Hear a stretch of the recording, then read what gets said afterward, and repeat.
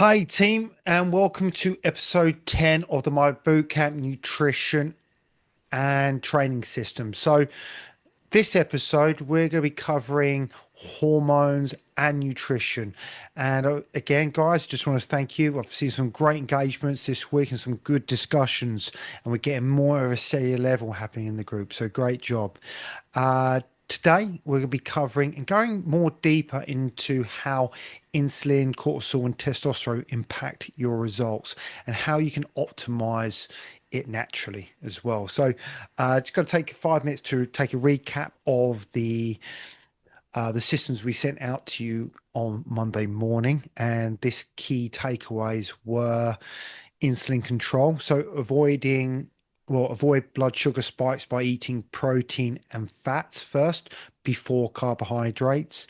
Uh, Cortisol management. So we're looking at poor sleep and stress and overtraining can easily increase belly fat and cravings. And then there's testosterone and growth hormone there as well. So strength training, healthier fats, and recovery support optimal levels of this.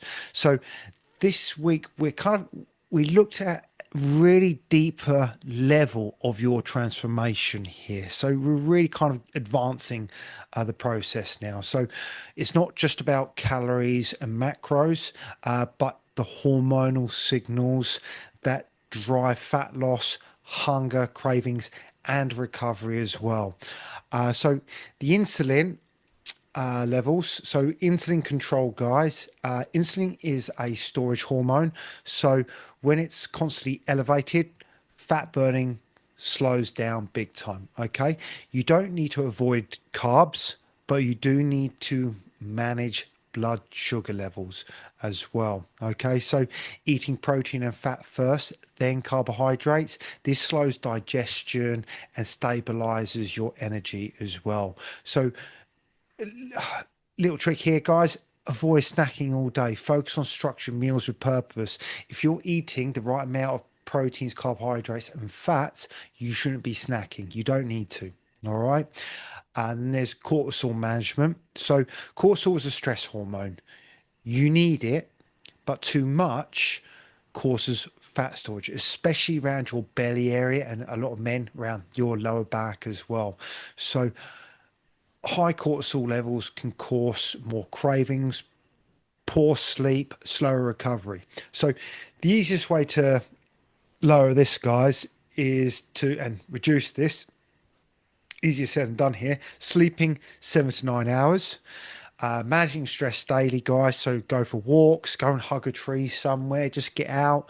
Uh, Breathing work and journalizing. All right. So, and also avoid overtraining and undereating. Okay. And there's testosterone and your growth hormone. So these are this is kind of your weapon system. So these are your lean body,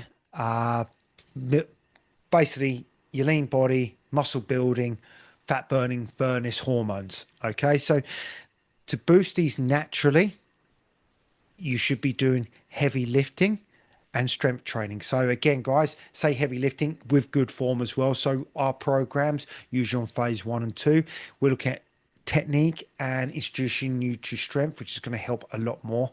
And then we want to kind of get you lifting heavy stuff with great form with your big compound movements. So there's heavy lifting and strength training there.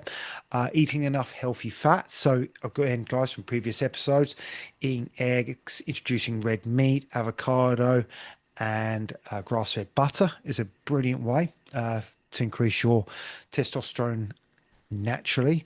Prioritizing deep sleep, and a big one, guys, having a lot more recovery days as well. This is an element I think we lack on as well, but I think it's just a lack of education. So hopefully I'm adding value with these episodes here, and you can take this and start applying action. All right. So guys, some submitted questions. We have a few actually. So go through these.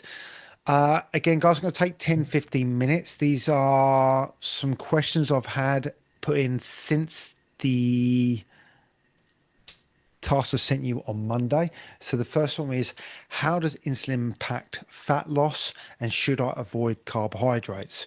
What's the best way to naturally lower cortisol levels? Number three, does alcohol really affect testosterone and lean muscle gains? And how does stress impact weight loss? And what can I do to manage that? All right, we've got to cover that. It's a good question. And is fasting helpful or harmful for hormones? I'm going to take a bit more time on that one. So, again, guys, I'm going to spend 10, 15 minutes, hopefully answering the best of my ability. So, the first one, guys, is how does insulin impact fat loss? And should I avoid carbs? So, let's put it this way, guys. Insulin isn't bad. It's like a tool. It helps shuttle nutrients into your muscle cells after training. Okay, but chronically high insulin from frequent snacking, sugar, and overeating tells the body to store it as fat, not burn it. Okay, you don't need to avoid carbohydrates. Quite the opposite. But you just need to know how to manage and when you need to eat them. Okay, so prioritize protein and fats first with your meals. All right, so use carbohydrates around your training, especially strength training, when your body needs them. All right, avoid sugary snacks, guys. You hear this endlessly from me, and you don't need to eat every 2 hours. All right, so this also helps you stay insulin sensitive, which is a key, one of the biggest keys for fat burning as well. All right. Uh, and the next question was, what's the best way to naturally lower cortisol levels? So, again, guys, I can give you this advice. If you don't apply it with action, nothing's going to happen. So, these are the basics, guys. There's no quick fix, there's no super pill.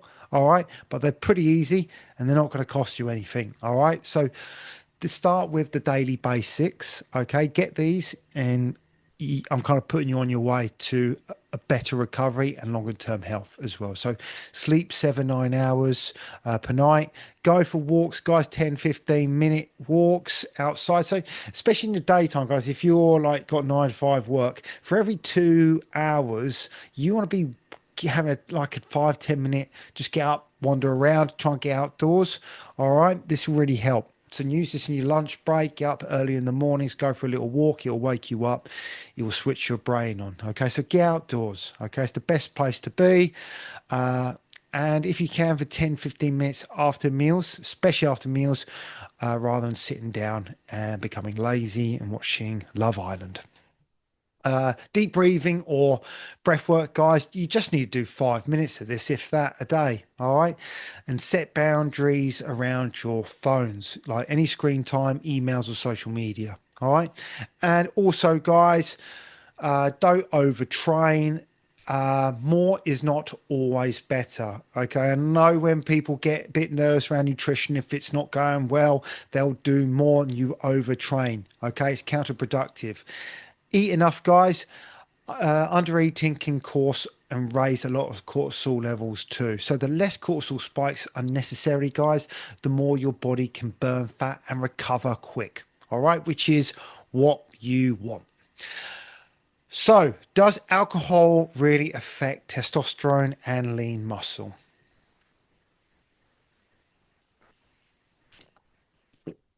You're all holding your breath for this. I thought I'd do a bit of a pause. Yes, guys, even moderate alcohol can suppress testosterone levels and impact your recovery big time. And it gets worse with age. I can tell you that now. Uh, it disrupts REM sleep, okay, which is when your hormones reset when you're in deep sleep. It increases estrogen, okay, so that basically leads to more fat storage. It blunts protein synthesis, so making it harder to build or maintain muscle. So the occasional drink, guys, won't ruin your progress. I enjoy my drink.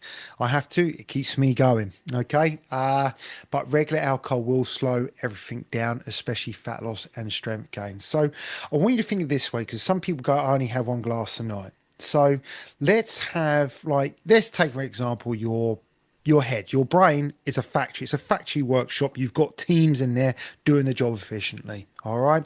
So we've got the fat burning squad. There's loads of them. All right. When you go and drink a glass of alcohol at that night, that fat burning team can't do anything because the toxic chemical you just put in your body is just spilled all over the floor. So the fat burning team have to go and wait in the staff room and they don't do anything. All right. It takes 8 or 9 hours of this cleanup to happen when you're sleeping. So your fat burning stops. Your toxic waste team are now in the factory, wiping the floors, keeping the place safe before this chemical can cause a lot more poison around the body. So the next night, the fat burning team comes to the floor and some klutz has just spilt more chemicals. So again, that klutz guy's just had another drink and it's now on the floor. You can see where the patterns are going on here, guys.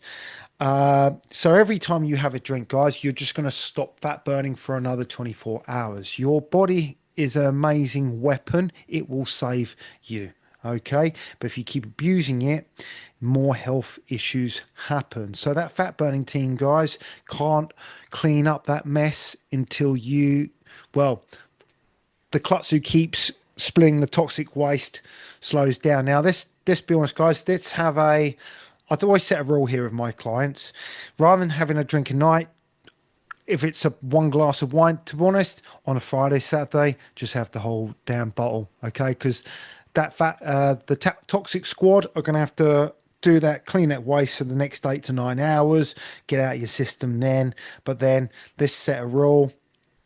Let's have 50 days off, have a party in your head. Okay, if you need a drink, just have more of it on one day rather than spread it out throughout the week.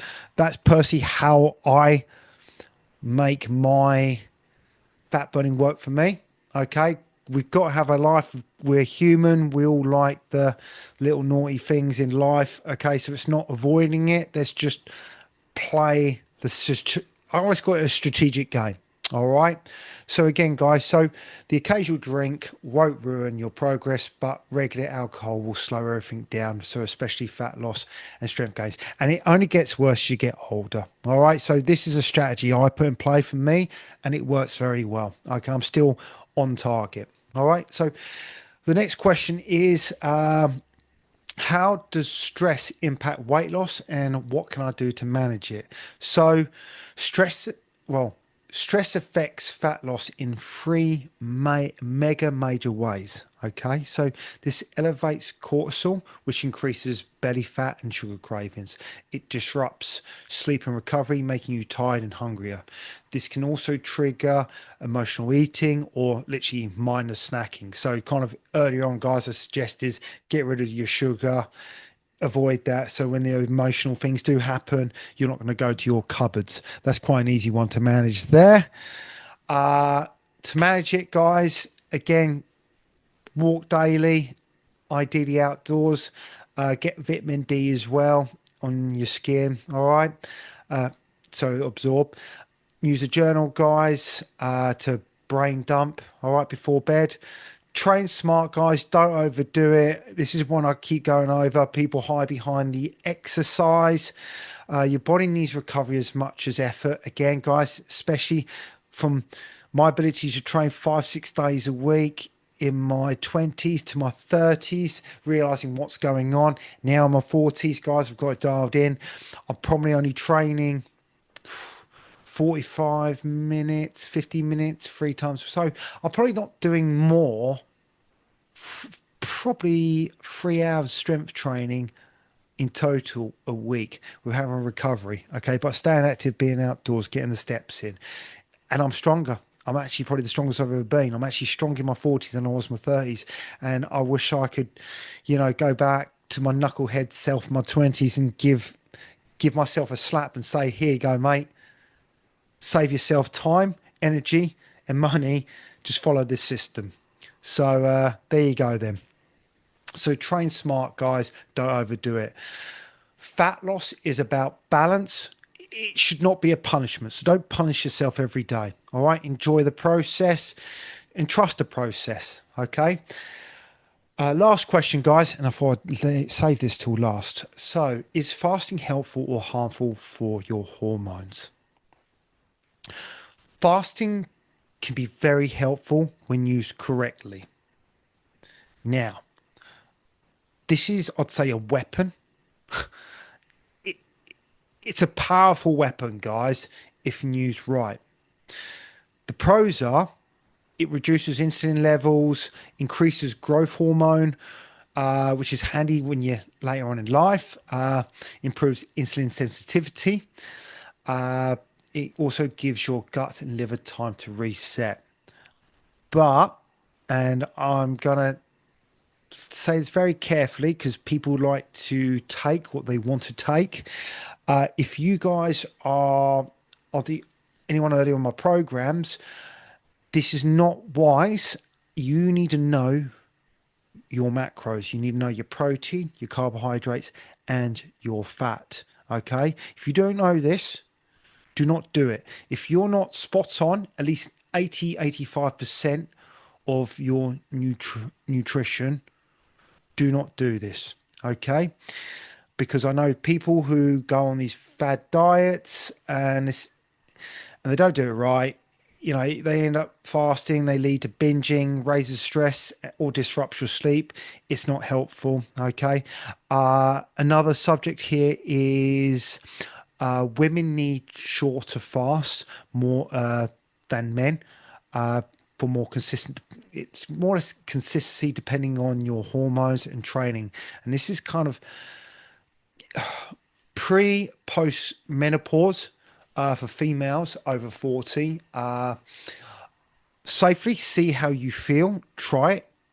Maybe start with 3 times a week. I'd say 12 hours on, 12 hours off. Men, I'd probably suggest is you can fast between 12 to 16 hours, potentially 18 hours, but it's kind of seeing how your body responds. So it's more or less, let's kind of start with 12, 14 hours overnight, assess how your body responds. Okay. Fasting is a weaponized tool. It's not a rule. Okay. I know a lot of diets have these as rules, but it can be effective in the right hands. And it's more or less the knowledge of power here. But we cover all this at the later stages in our My Boot Camp training transformation program, because it's a tool that can be very effective in the right hands. Okay, so guys, I hope that's helped. So team, your focus this week is balancing blood sugar, managing stress, and fueling your body for optimal hormonal function. Okay, so next episode, we'll be delving into sleep, recovery, and fat loss, and how to reset and repair your body, and how this is going to impact your results. So, guys, again, keep engaging in your support groups, post your wins in the group as always, and we'll see you on the next episode. Thank you.